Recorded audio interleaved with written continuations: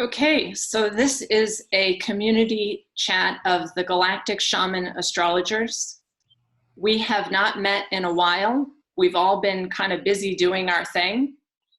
We're just coming back after the T-square that happened on both June 10th and June 23rd, when Jupiter was squaring Neptune. And not just my posts or members of this group, their posts, but other people in the galactic community, let's call it that, have been noticing the level and layers of illusion that we are kind of plowing through at this point with Neptune and Pisces. So the first thing that I want to describe is what is Neptune, so that our group can understand what we're talking about, but then everyone else out there can begin to have the conversation of what Neptune represents. So I have a sheet that I use in my videos that Neptune is a wonderful antenna of spiritual life. It's like putting up your antenna and receiving the cosmos through Neptune. It's a planet of the mystic, the medium, a prophet, but also in the shadow frequency, Neptune is being able to escape. It is kind of the ability to be addicted to not doing the shadow work or using substances to reach altered states, but not really having your own attainment in altered states. So one of the things that I wrote was that the problem area with Neptune is an addiction to intoxicants that promote complete dissolution without any discipline.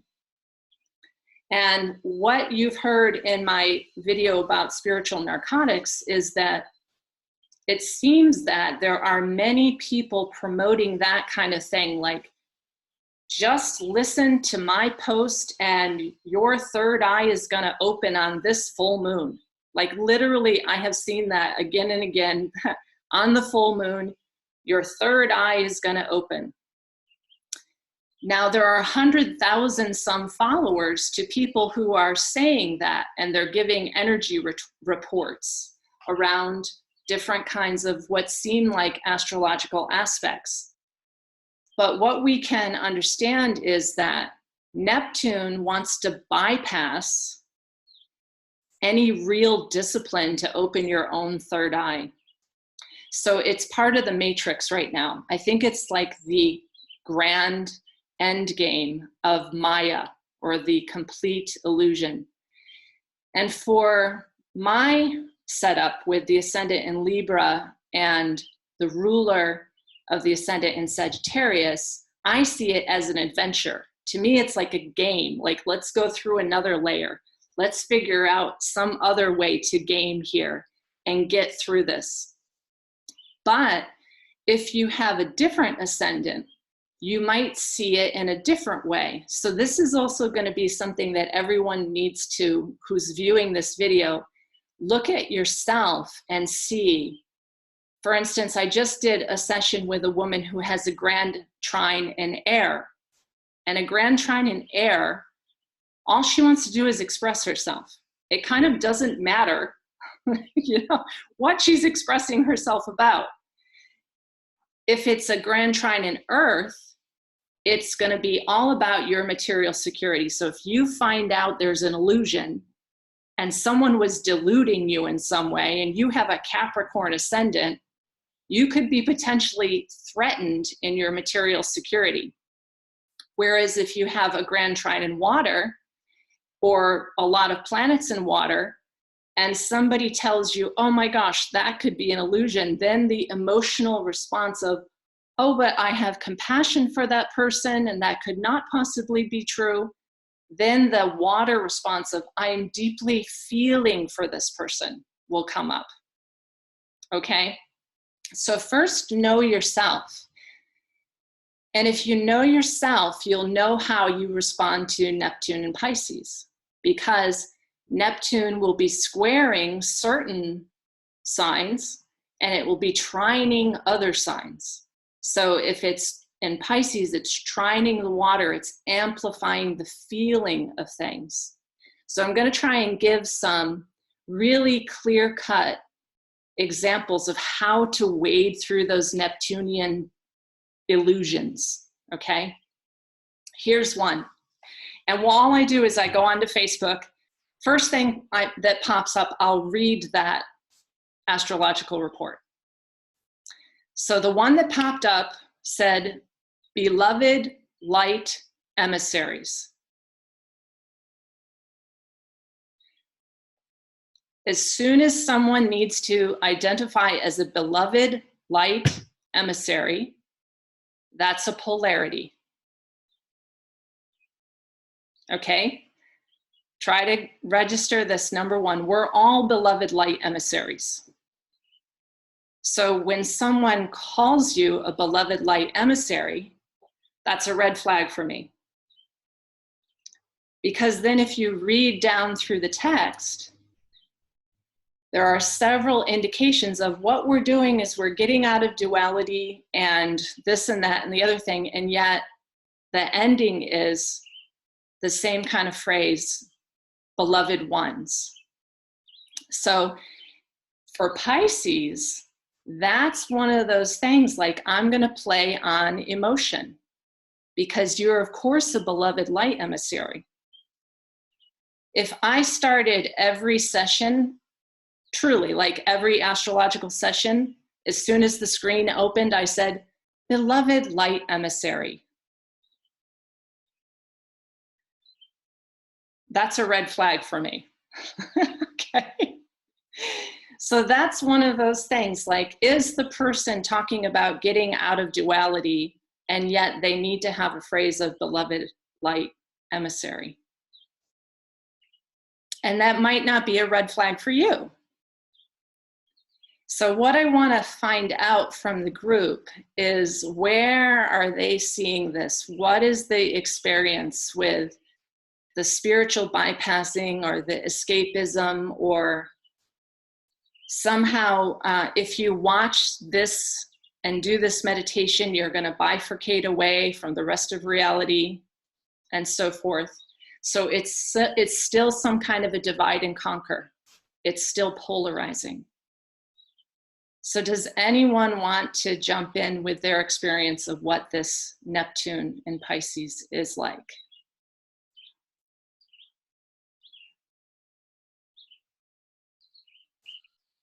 Yeah.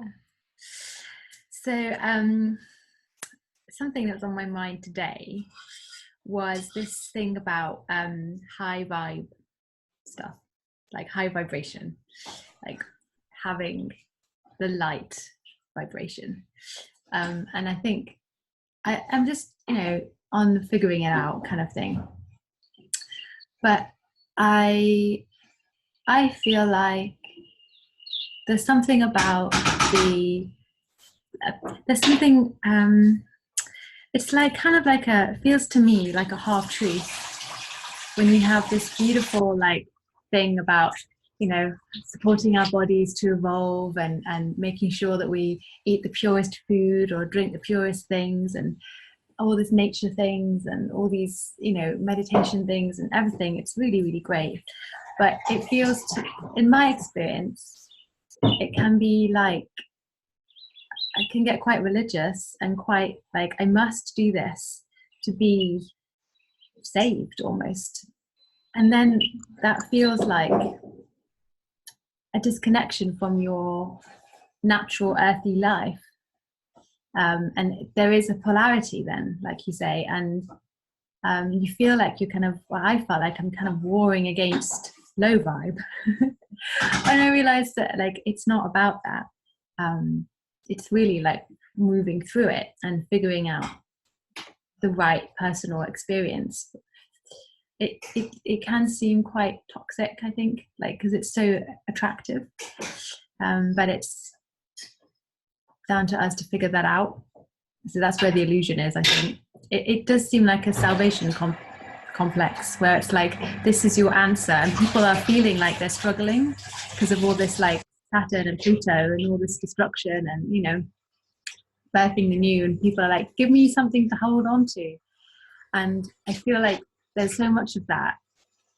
And then we just got to keep coming back to ourselves and finding our own anchors.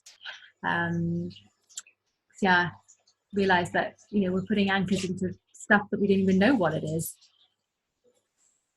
So it's a bit murky, but it's all serves, I think it all serves us, you know, like all the experiences, they serve us and we get so much gold from it.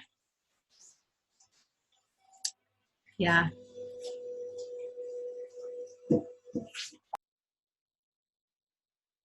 Okay, I'll tie that together. So if you've looked at my posts over the years, and some of the people in this group know that I had to change remarkably last year and basically redo all my videos.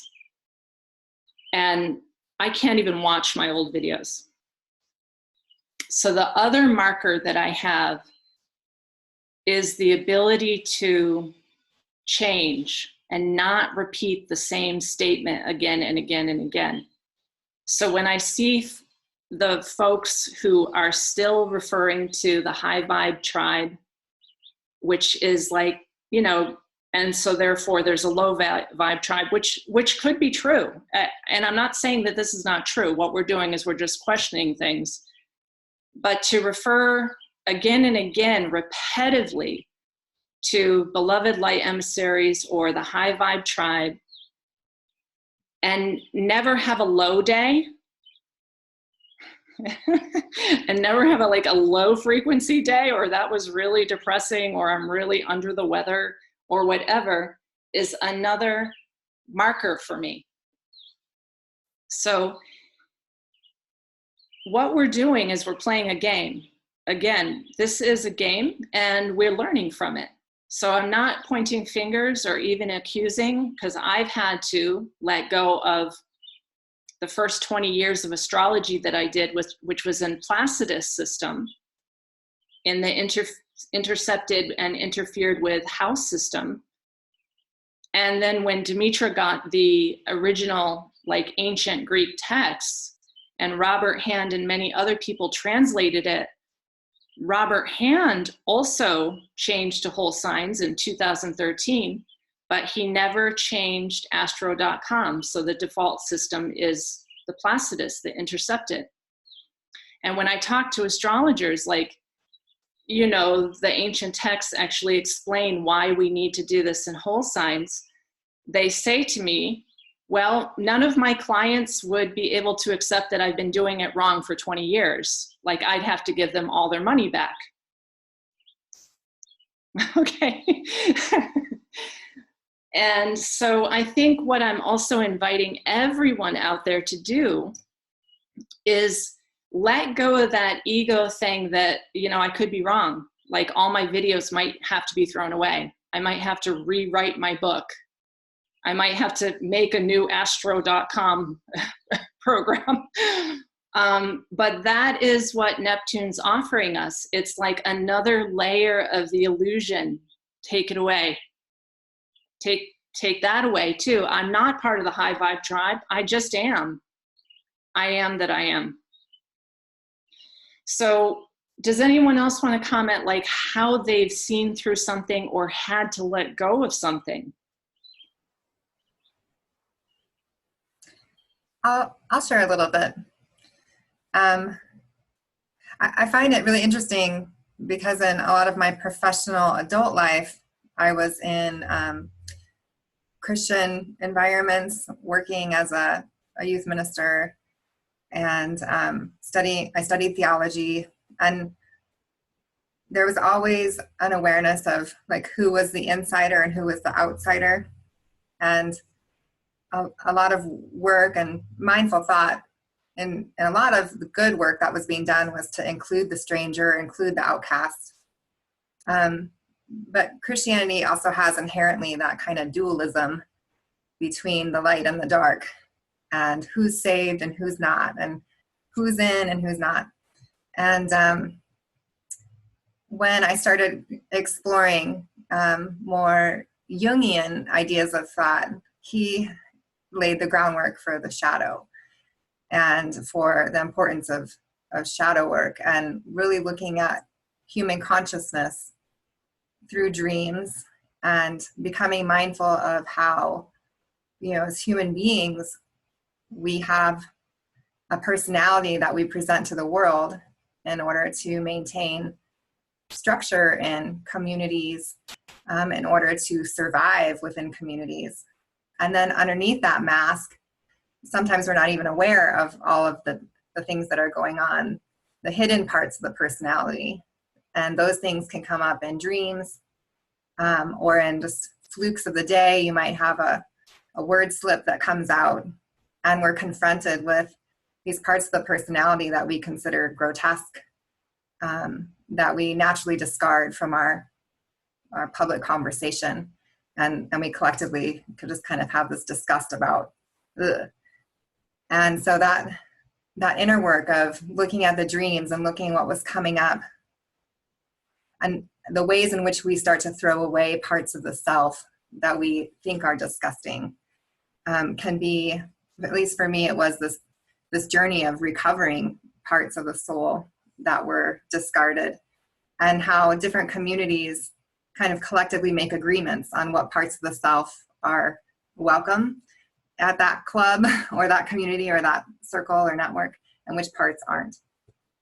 And I think what's been fascinating as I've kind of grown and found myself in different kinds of communities that weren't necessarily Christian as an agreed upon structure, there's still that same dualism of the light workers and the light versus dark, that are getting constellated. And so this whole problem of duality that we find ourselves in, and which parts are acceptable, which parts aren't.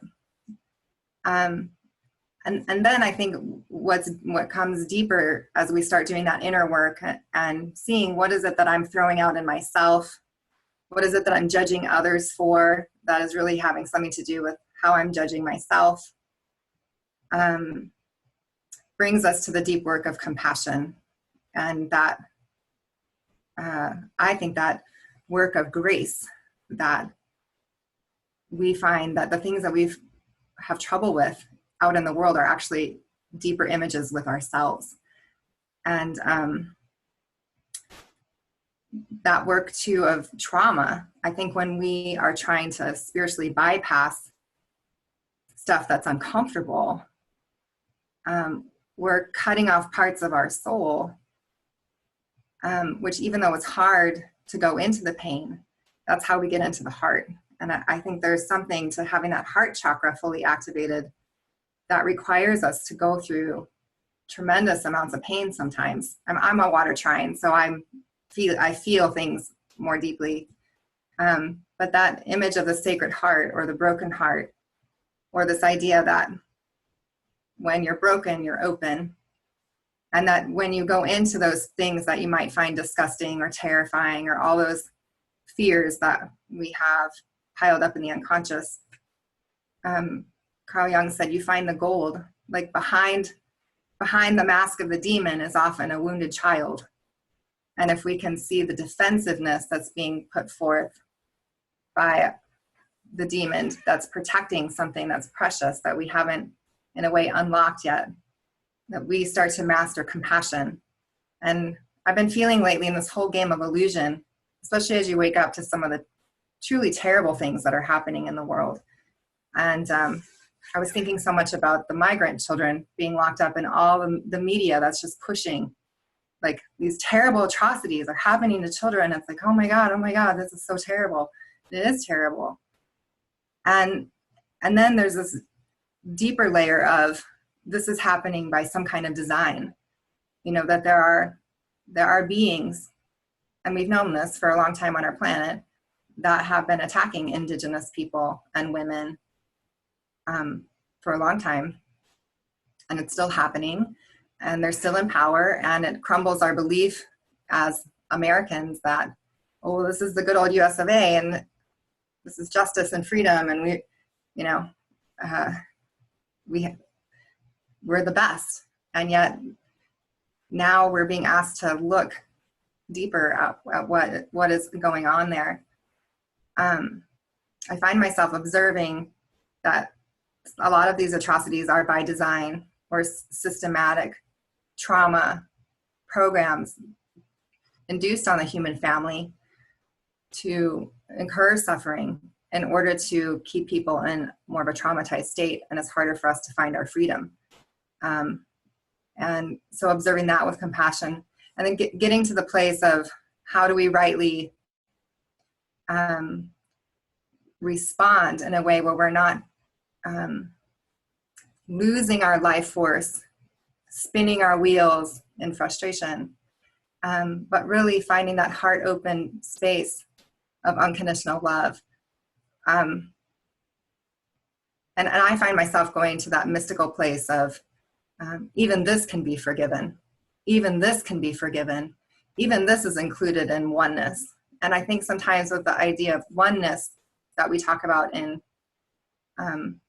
our spiritual communities, we can't imagine that even the greatest evil would be included in that oneness. So I just find myself being pushed to these deep levels of, and can you have compassion on that? And can you have compassion on that? And can we see how the game is reflecting the inner parts of soul, which we've rejected, that have become so rejected that they're now coming out from under the corners of our consciousness right on the screens in front of us to show us, kind of like Eris did in the myth. Here's what's going on in the backs of your unconscious mind. Humanity has unconsciously hated Native people, or maybe in the United States, that's been an unconscious thing in order for us to maintain survival and power and privilege. And so, yeah, that was a lot. That's just some thoughts that came up.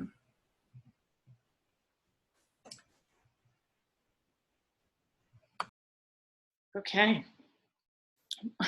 Well, I'm going to just thread that together, and then I'd love to hear from Grant too. I know after studying Carl Jung, he also reflected in his final manuscript that he could not fully come out given the pressures that he was receiving from his day and age and his association with Freud.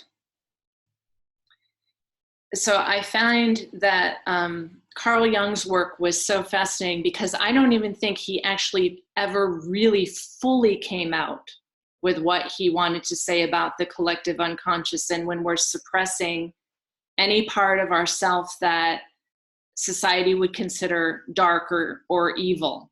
So we can even say, you know, where would Carl Jung be now? That's what I like to say. After studying his work and having the Book of Symbols, which his supporters created afterwards, and studying a lot of Dreamtime activity that I have, I would like to say, like, where would Carl Jung be with all of this now? Particularly because there seems to be a spiritual bypass that happens where if somebody liked my posts a year ago when I was pretending to be the high vibe tribe, I was totally pretending to be like the ascension guide. All of those people now find me scary and dark. Because what happened is I kept digging into Persephone and Ereshkigal when Venus went retrograde back over my ascendant, and the deeper, darker cosmic mother that's inside of me, and the shadow that is the fiendess. And why do people not want to talk about Kali?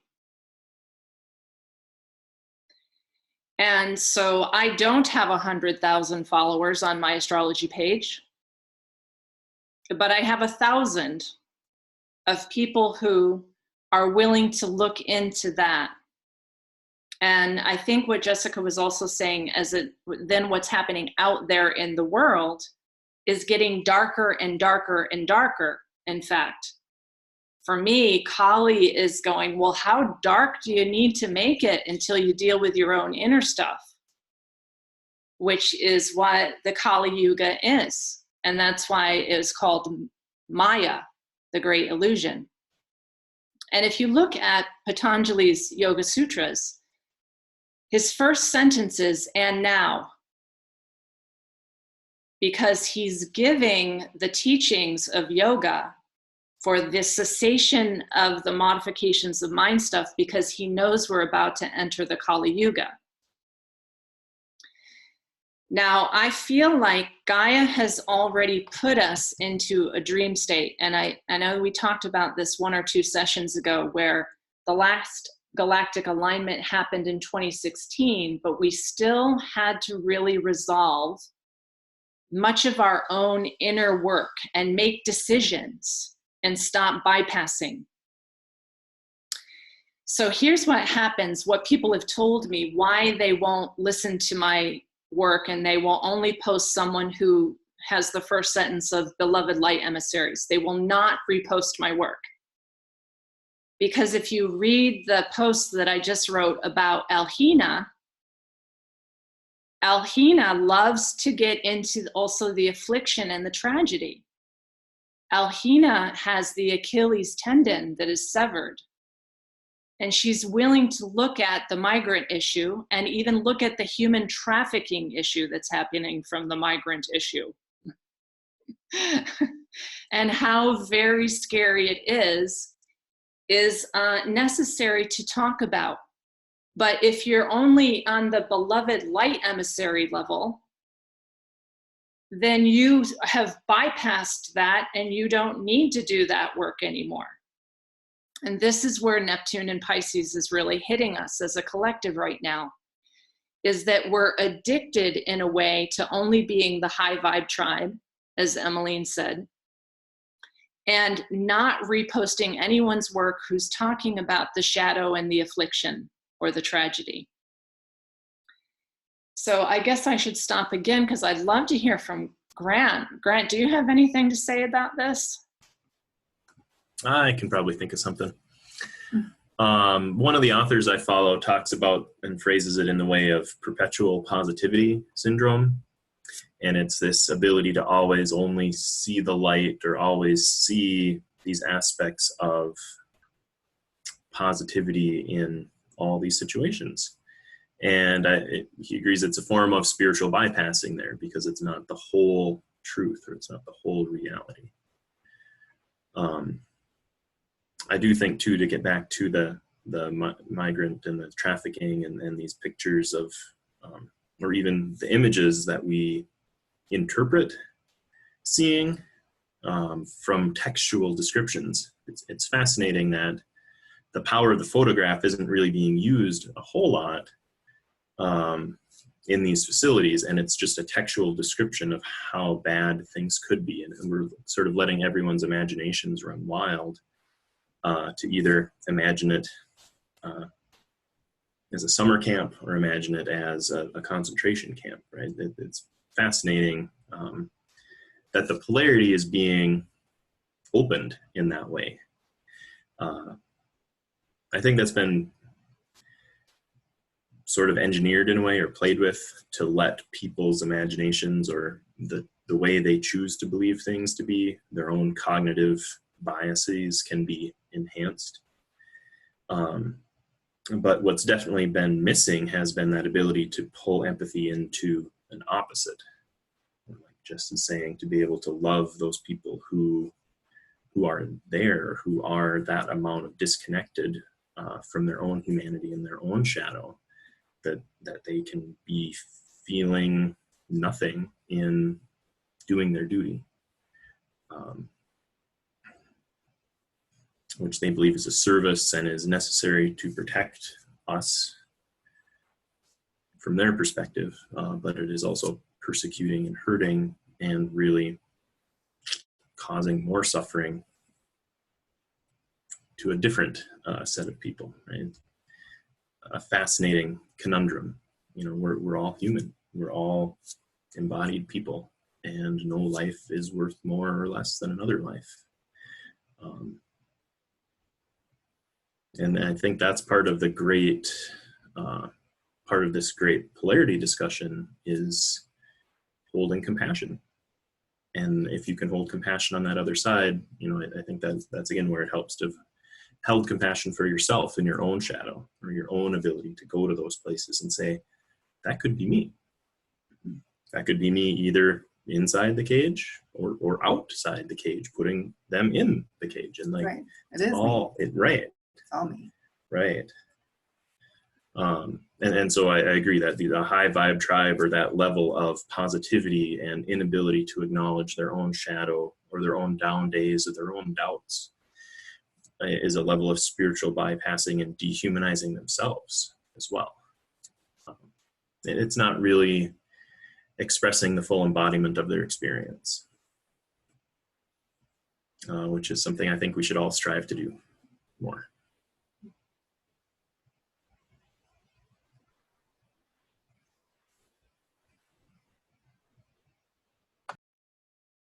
Emmeline, you want to jump in?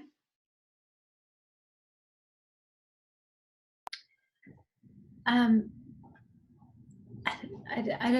don't have anything particular to say, but I feel that I definitely feel personally like I have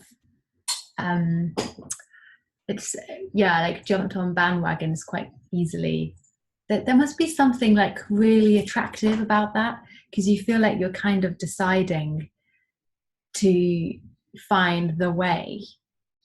And especially when you feel like called with a purpose, feeling your purpose in this life, you feel like on a steam train, like I want to do this. And anything that enables you to kind of be a channel for that, you just 100%. And I feel like it always gets you where you want to go, but you end up on these, I found myself on these like extreme things where I'm like training as a missionary or being an evangelist or doing high vibe thing, or like just having to do something that's like, you know, it's the healer part. And I guess we're figuring out, going through these windy kind of paths so that we can find this union for all these things and embrace and love and really feel people and ourselves. But yeah, I feel like something really deep about that, but I have to feel into that.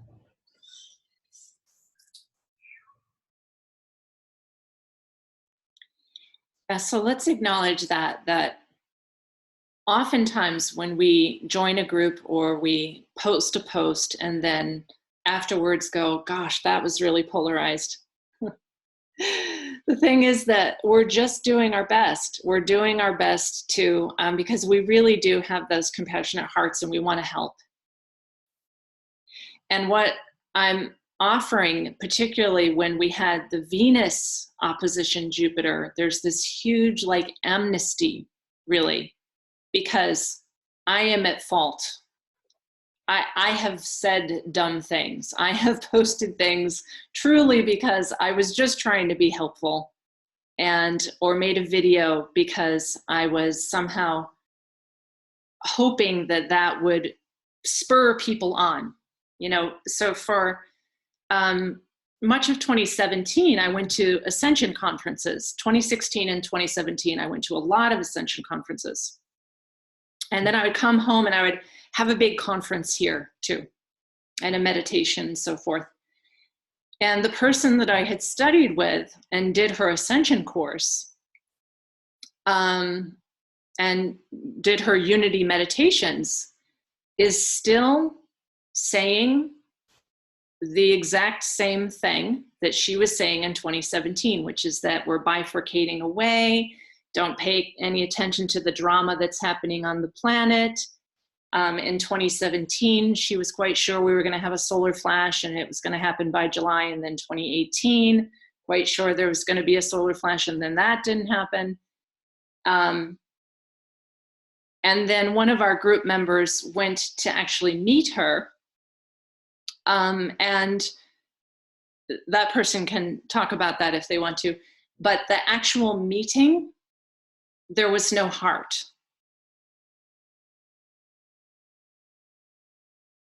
Okay, and this has been said to me of the other few people who have met this person, because she lives off as a recluse.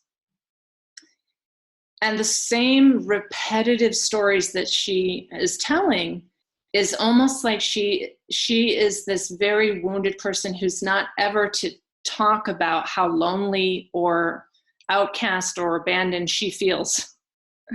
But it's always, you know, oh, and the beloved light tribe is receiving these downloads this week from, you know, so get ready. Now, if we can compassionately look at every one of those things, like Grant is talking about, and see the wounded inner child, that she is really terrified to express her darkness or her loneliness or her insecurity or her inability to find an authentic voice. In that moment, my consciousness, which is her consciousness, shifts. Okay, so there is this piece in me that first I had to realize the level of illusion and polarity of that, and just be like, I took 6 months off of not making videos. So if you all have seen my work, I basically stopped making videos in August and didn't make another one until January. Because I had to pull all the threads of me trying to be like that out of me.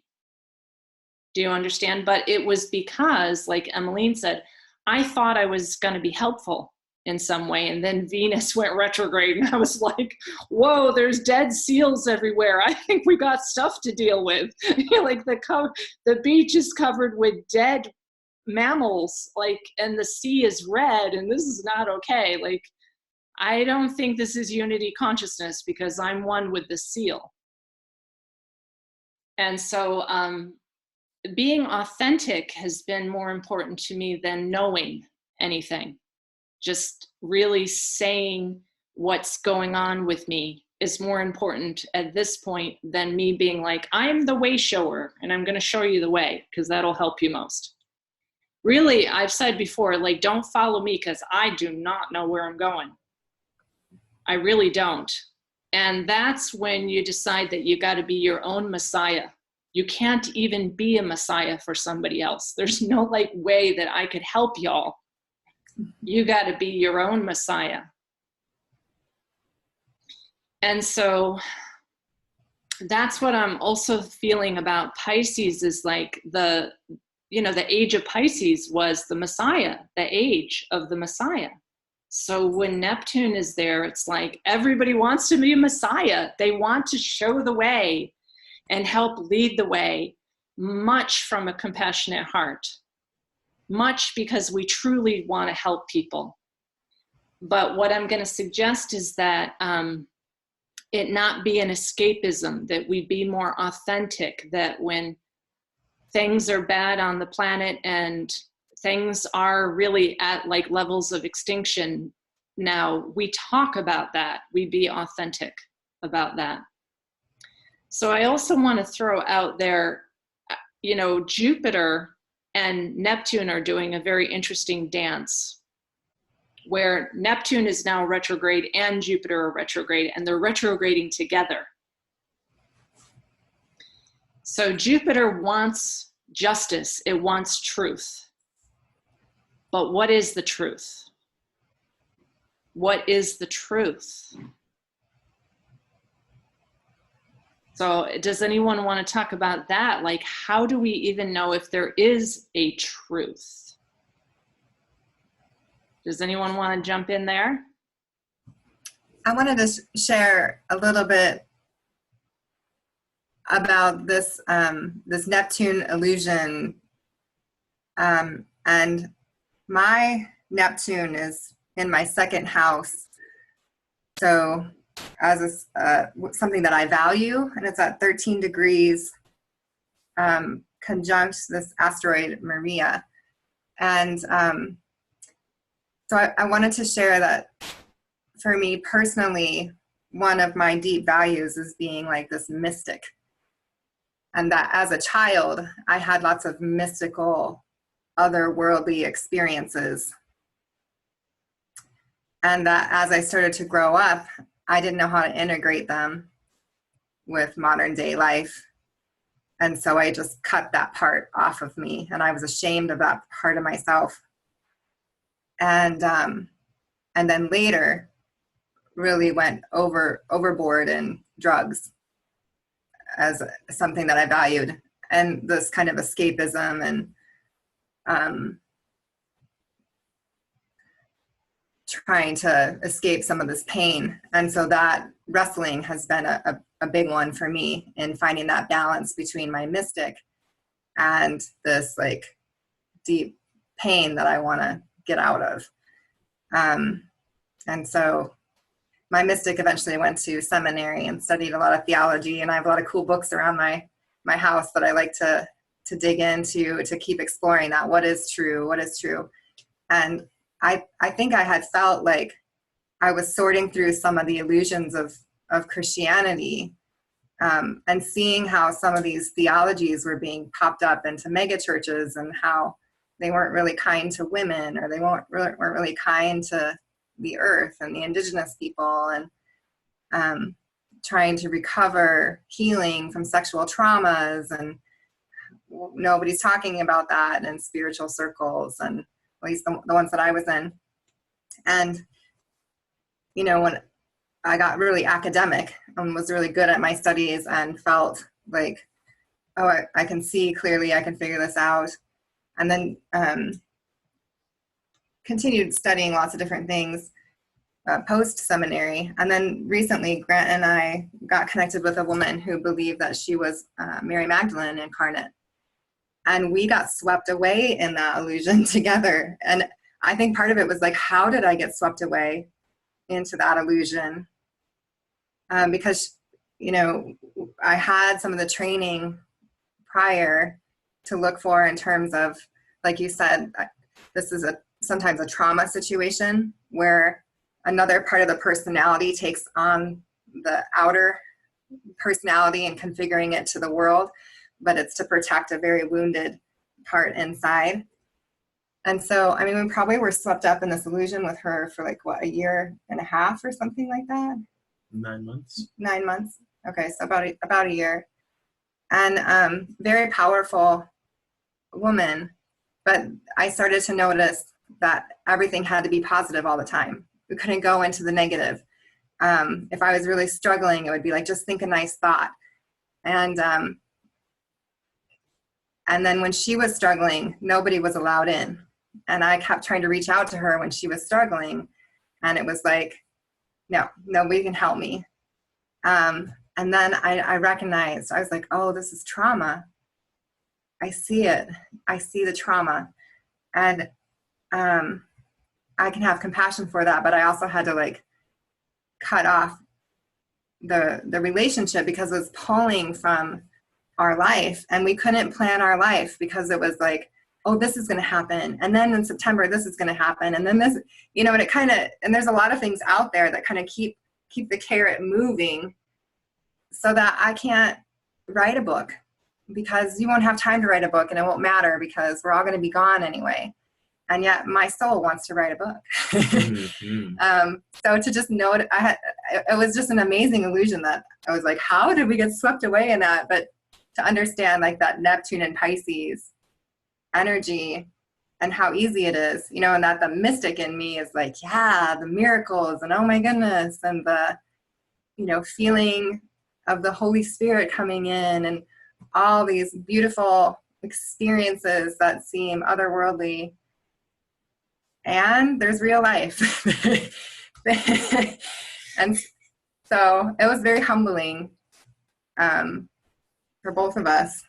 I think we both learned a lot. It was a great initiation and humbling, as you said. Definitely a test of our relationship in a way as well. And I think we learned a lot. I learned a lot through that as well. Yeah. Reminds me of a lyric from that artist we went to, is time-based prophecies that kept me from living.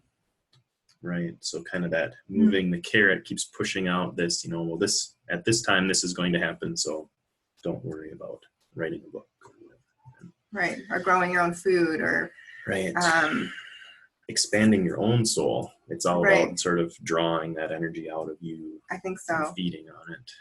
That was sort of my experience from that. Yeah. Yeah.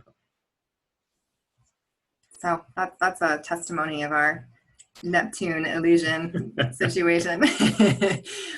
Yeah, I want to just pull forward those key elements too. So the siphoning off of energy. Does that remind you of anything we've talked about before?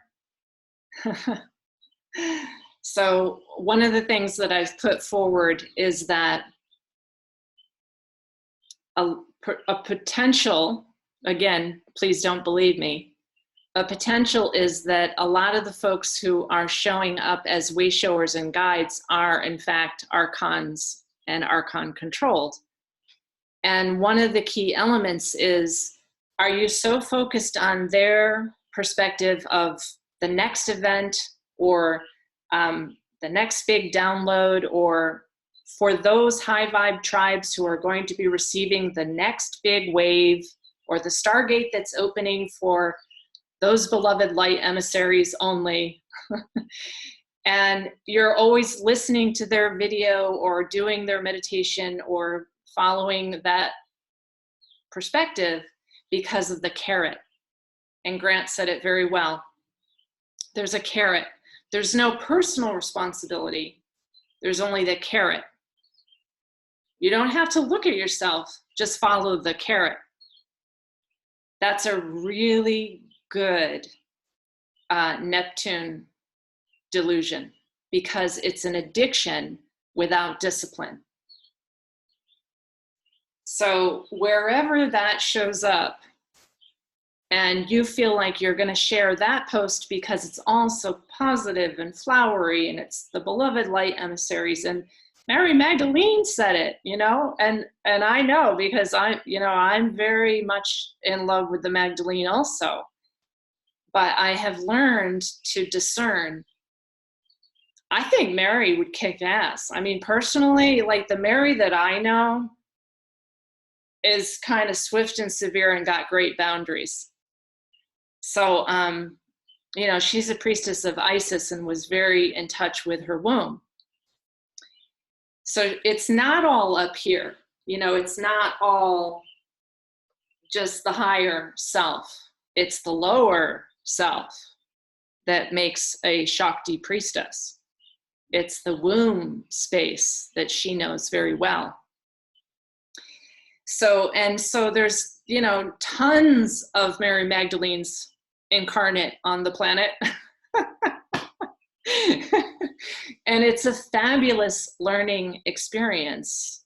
One of the persons commented that she was walking somewhere in Tasmania and someone suddenly said, "Oh, can you feel that energy? Mary Magdalene is here." And, Mary, just like Yeshua, are probably rolling over in their heavenly abode going, "Oh my gosh, people, would you get over the delusion already? I'm not coming on a spaceship to pick y'all up. That's Neptune and Pisces. Darn it." But it sounds good, and you got to write a letter to your family and tell them you're leaving soon because Jesus is on the spaceship. But there's a lot of that going on right now, and it's a game, it's fun. But there is a siphoning off of our energy when you're always following that carrot and you're not planting your garden or you're not writing your book, which is a real contribution to your humanity. Not waiting for the next ascension wave to come in. Be very careful, folks. And of course, I'm speaking to the converted because the 300 people that look at my YouTube channel already know this. And the only thing I can hope is that we're sending it out there in the psyche. Like, just keep seeing through the opiate of the spiritual addictions that are out there. Emmeline, what do you want to say about this whole thing? Yeah, Johnny actually wanted to say something about Jupiter and such. Yeah, the truth. Well, it was that was sparking your interest.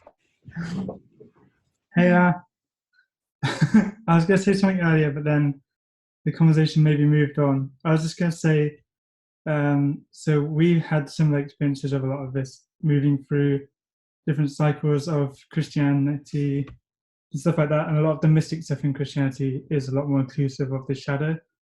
You still have a lot of issues where someone will have a gift for teaching, and then they'll start to build a platform. And then there's like a slow but subtle shift where I guess it's like a cost effectiveness scenario where the cost of teaching, like the pursuit of truth, becomes higher for them than just saying the same things or saying what they know people want to hear on the platform. So then suddenly, like over a few years, their material will stay kind of the same, and they'll avoid sensitive topics or kind of cut them off. Like we know people have kind of denounced certain things. Mostly, you could argue to please a lot of their followers and stuff like this. So it's really interesting watching that. And we've known other people who have kind of really gone out there and said, being very faithful to their experiences and what they feel is going on, and have been like really crucified for it. So it's just an interesting like cycle, I guess. We learned a lot about like the Jewish way of doing, like some of the ancient Jewish ways of doing things at one point. And the Jewish rabbis take an approach where when they hold council or when they're discussing scripture, or the Jews obviously have like loads of their modern kind of, what the word for it? Good deed. Oh, yeah. You know what I mean? They always discuss like modern things in terms of spirituality. And the understanding is that you are always, like their understanding of it is that everyone is wrong. All of them are wrong. And that the understandings that they're working through are like the temporary truth, or like the best that they have at the minute.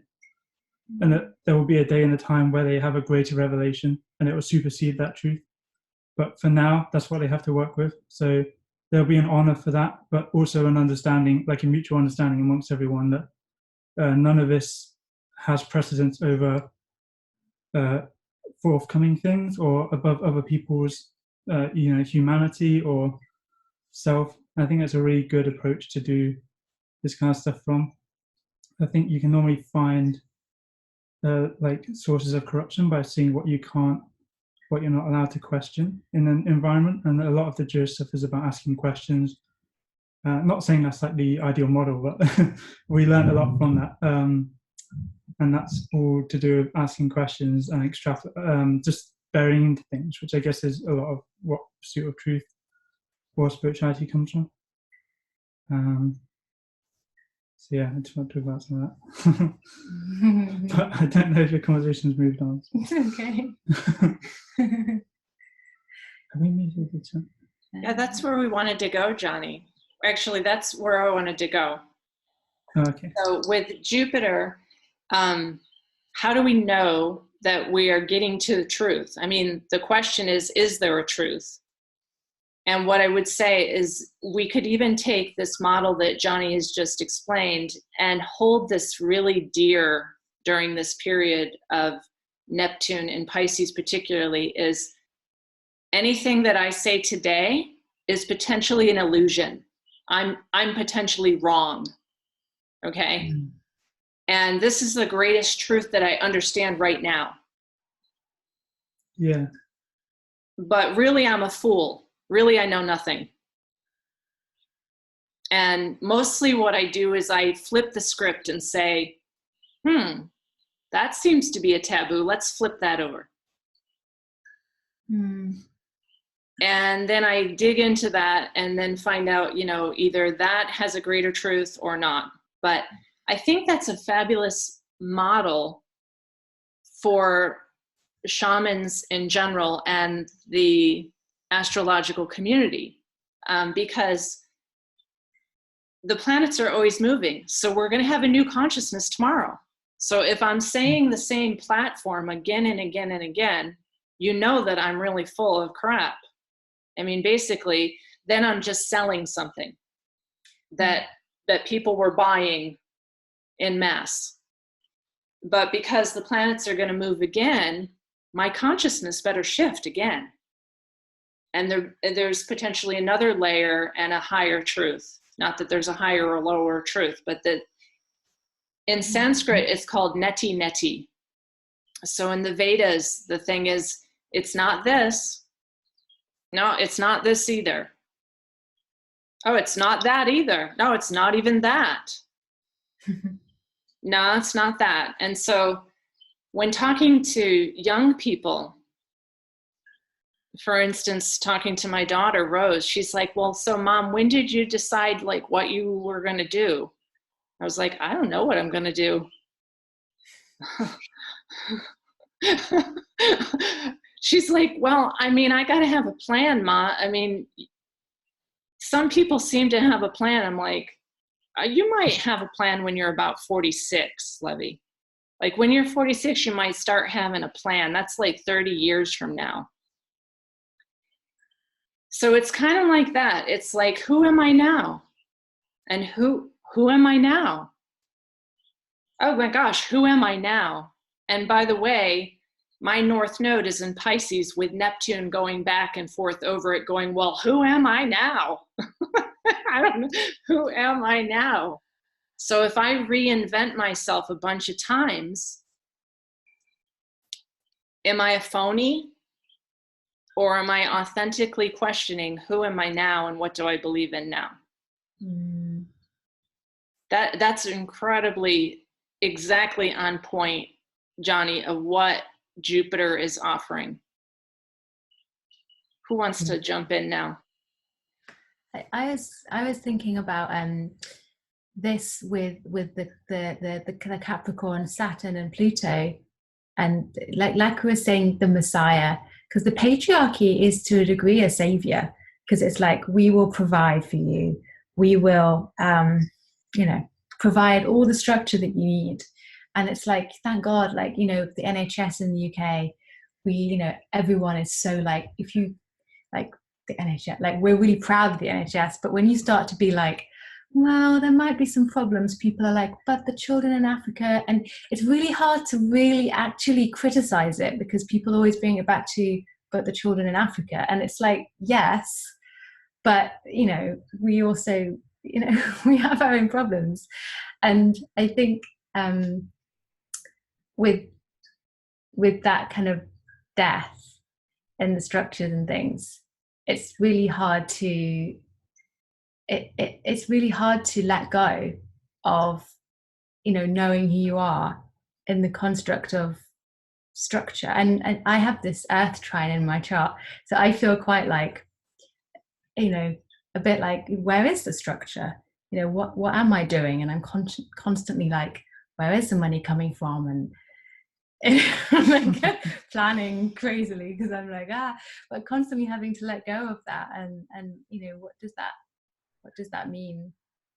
And for me, Neptune is trining a Pluto in Scorpio for me, and so it's like this, like really on it, and it's like, yeah, dying in my and actually the things that I value.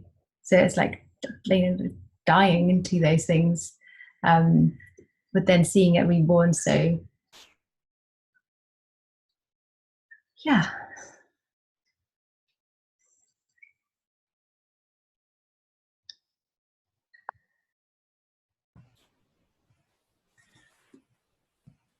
Yeah, I'll mention my experience. I've had Jupiter going over my natal Neptune, sort of back and forth in my 4th house, home, family, and ancestry, and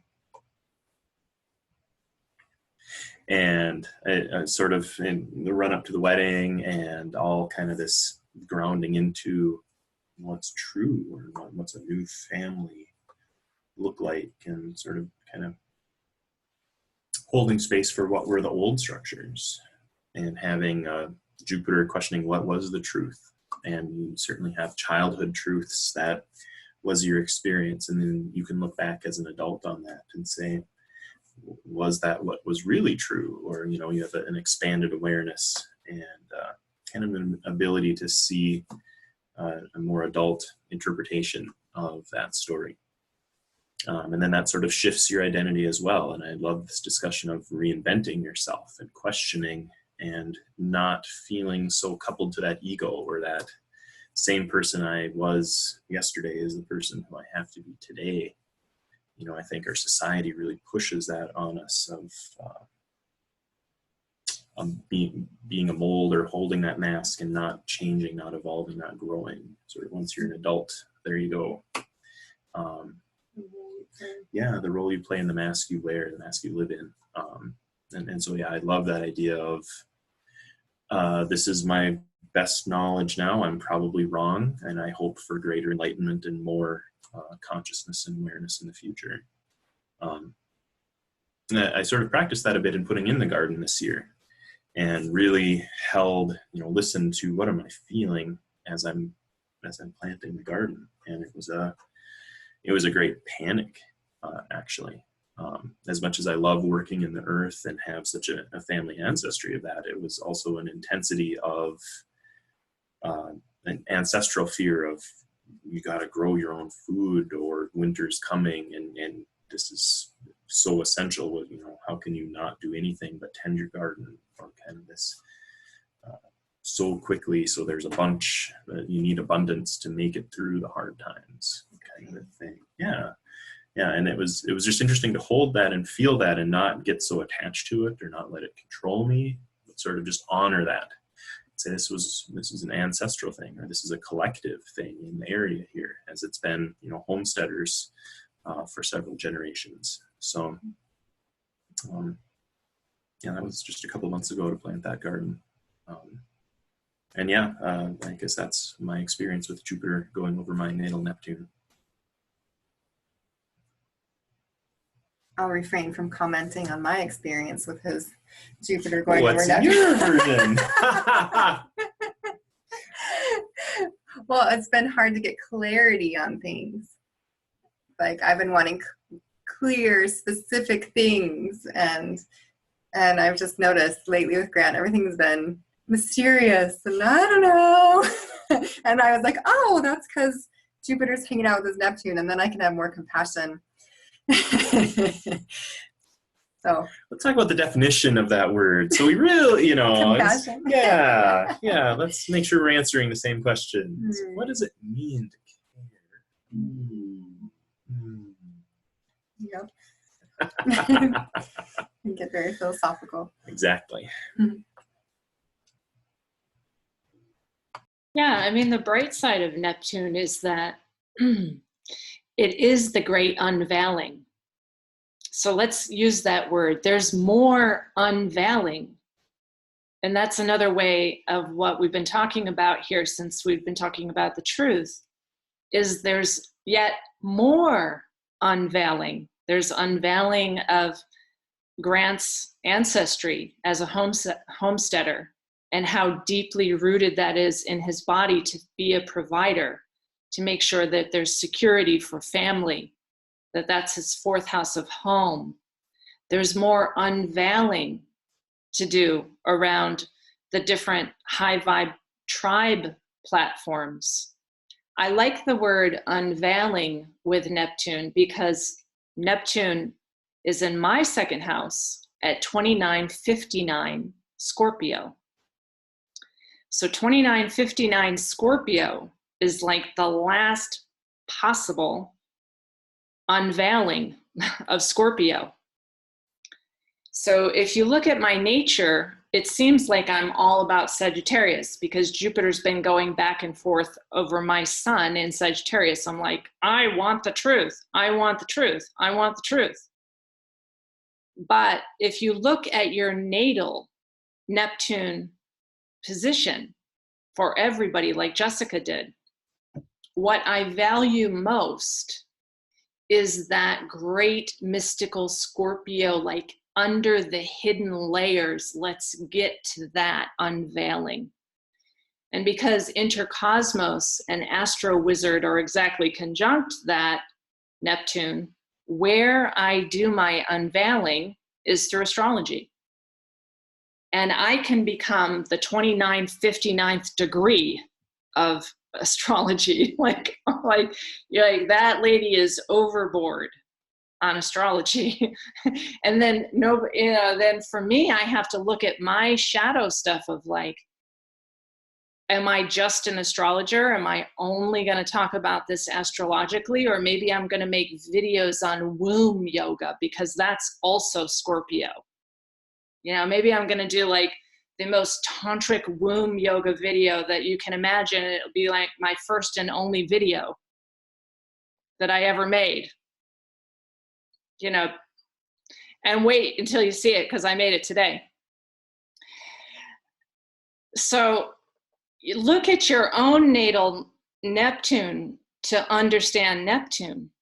Like, where is the greatest unveiling that you want to be a mystic about, that you are the prophet of, that is the most important that you value or whatever? Look at your natal Neptune, and then you can understand Neptune and where it is now transiting in your chart.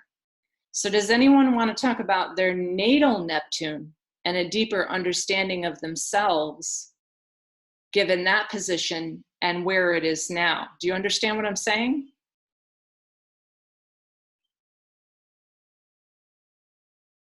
Anybody ready to go there? I'm gonna dive in. I was like, I'm just gonna check the exact degree. But do you know what's really interesting? I've just realised is I have Neptune at 12 degrees in Capricorn, in my 4th house, which is home and ancestry. But then I have Saturn at 21, which is like a mirror. So I have Neptune 12, Saturn 21. And Neptune is opposite my midheaven in Cancer. I guess it feels like now I'm kind of homing in on it, like seeing the. Sorry, we have a weird mosquito that just came in. Seeing the seeing the veils through like the society, and like always questioning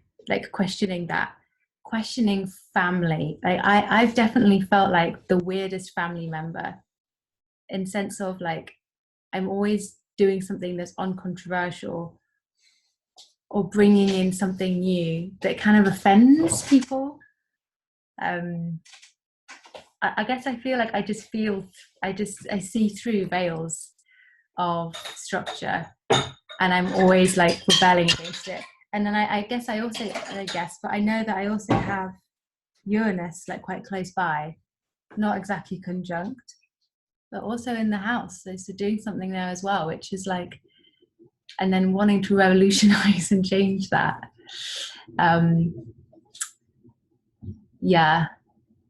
It feels just like seeing through structures, seeing through paradigms.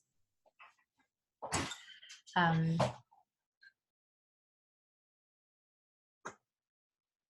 with ancestry as well, like seeing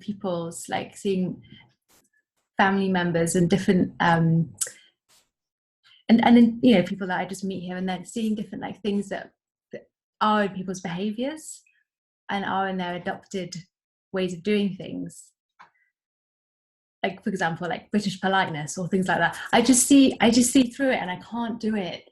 And like the amount of times I speak directly to people and it offends people, and it's like, well, I'm just going to do it anyway, because I guess I want the truth, and I want it to be people to be free.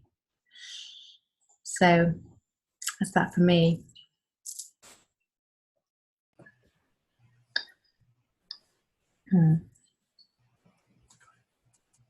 I'll share a little. I did share a little bit about Neptune in my house of the second house. And I do have a trine from that Neptune to Eris. That they're both at 13 degrees. And so this idea of Eris being the rebel, and then Neptune in Sagittarius in my second house of values, I see that as like me being the mystical rebel. And in some of my writings and my books, it's like I have to kind of rebel against the systems and the structures. You know, like Emmeline was saying, that well, we don't talk about that, or we have to be nice, or I feel really called to talk about the things that people don't want to talk about. And particularly when it comes to like the divine feminine, that question is just always there. Like, why isn't that a part of Sunday school? What happened? And I think I feel particularly like I must have lived some past lives in a cave for a long time, because the thing that I desire most right now is to like be out in my yurt meditating, or be in my yard meditating, and getting to that space where I'm not thinking anything anymore, but I'm just starting to feel the energy flow. And then the weather starts to shift and the wind starts to blow. And then the other day, a bird like flew into my head. And like just having that really deep connection with the earth and going to those mystical places, and then doing ceremony there where I'm praying, or I'm talking to the elements, and I'm visualizing peace and freedom on the planet of the earth. That it's like, I was telling Grant, I was like, the thing that I want to do most is just be alone and meditate. And I don't know how to make money doing that yet. Gotta live stream it. Something, I don't know.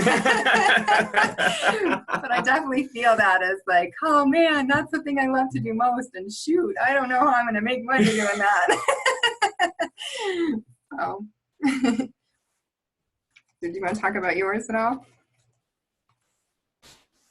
You did a little bit, but how Neptune. Mm-hmm. Yeah, I have the Neptune and my sun as well. My natal sun is in my fourth house, and so it's Sagittarius. Of Sagittarius. So yeah, it's big and expansive. Right? And so,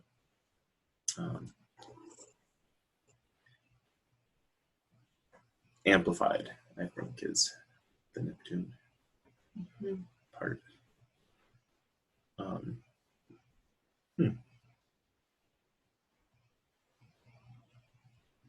I think in one way, if I can just share, because you come from your dad's a pastor, and so like your home has been surrounded by spirituality, and now you're with me, who's like this mystic. So I was talking about spirituality, you know, like you're surrounded by, I don't know. That's just one observation. Interesting. Yeah, I was going to mention that as well. Yeah, son and fathers have a relation there.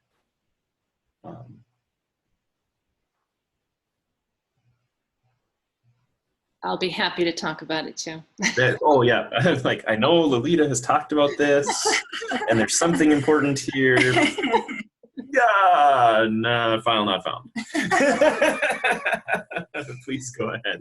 Yeah, I'd like to talk about all three of your charts, actually, to give everybody out there some generational information about Neptune also. So my generation, remember, Neptune is in each sign for about 14 years. So what we're seeing in this group is 3 different generations of Neptune, which is very interesting because each of us are doing a certain level of unveiling in a certain sign, and then depending on your chart, in a certain house is where you do that unveiling. So in Scorpio, which everyone who has Neptune in Scorpio is now having a trine to the Neptune in Pisces. So everything that we learned from the 1960s about the escapism and yet also the unveiling is being amplified. And so we're really triggered if everybody's using opiates from their doctor and are escaping through opiates. Like, many of us are very triggered by that because we were born with that type of kind of escapism, and it's deep in our DNA. So I get kind of triggered by the number of people who are using substances to bypass, because that's my generation.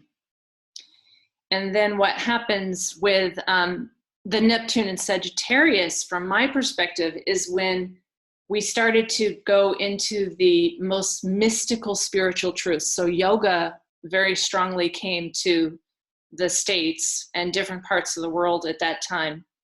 And the mystics of Neptune and Sagittarius were picking that up like crazy. And in Grant's chart, the sun conjunct that is like, that's his fuel for his life. He's a great mystic. He's a mystic for the truth, the highest truth, Sagittarius. And so for Grant, he's willing to keep going layer after layer after layer into the highest mystical truth. And for Jessica, she's right. Hers is the very like conjunct Maria, trining Eris, like, where's the divine feminine truth? So that's her beautiful contribution. We all have to do our contribution. And then Emmeline's group were called the Crystal Children. So Emmeline is the same age as my older daughter. And they have the Uranus Neptune in Capricorn, where they will not behave. None of the old structures are going to work for them. So I witnessed that group, and I have been doing those charts, the 1990 charts. Emmeline, do you mind, what year are you, hon? 90. 1990, yeah, the 1990 charts. So that's when the astrologer said, oh, the crystal children are coming. They're not going to behave because Uranus is in Capricorn. Is that right, Emmeline? Yeah. Yeah, that is accurate. And Johnny has. So is Johnny also not behaving? We're both not behaving. Yeah, that's good. Yeah. So then the Uranus in Capricorn was going, we are not going to do this.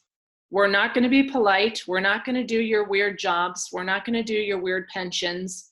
We're not going to be slaves. We're not going to do these old Capricorn structures. We're not doing it. And then Neptune is very tricky with that generation, because Neptune in that generation is like, and we're going to smoke a lot of pot. We're not, I'm not saying Emily and Johnny, but I don't want to say anything about anyone, but I happen to know a lot of kids from that generation are going, we are not doing this, and we are going to escape completely by, growing our own and having a collection of bongs that outweighs anybody's china. Like the collection of bongs that some of these kids have are like outstanding compared to the English people's china. And now I'm being like very joking, all right? But what we're seeing is that the placement of Neptune indicates the generational growth of society, of our consciousness at that time. So let's just continue to enjoy it. And like Johnny pointed out, know that this is the best knowledge that I have now, but I'm probably wrong. And that is probably what I'm going to title this video, but I could also be wrong.